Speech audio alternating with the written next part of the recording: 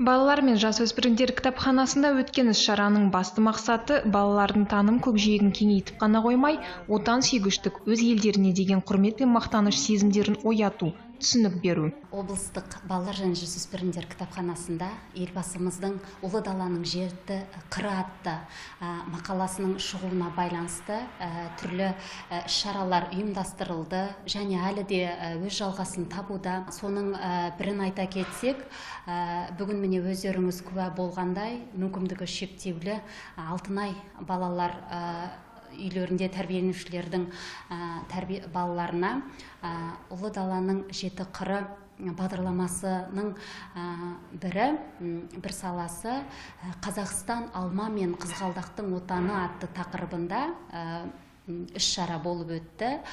Балаларға жалпы Қазақстанның табиғаты жайлы, қызғалдақ, біздің негізгі қызғалдақтың өскен жері Қазақстан екендігі, өзіміздің әсемде Алматы қаламызда өсетін апорт алмаларымыз біздікі екені жайлы айтылды. Кітапхана тарапынан рухани жаңғыру, ұлы даланың жеті қыры мақалалары аясында жоспарлы түрде ұйымдастырылатын іс-шаралар әлі де жалғасын табады, дейді Қарлығаш Жүнісбекова. Фатима Мағзумова, Арайлым Нығметоллақызы, Қуаныш Еңіс, Алтай ақпарат.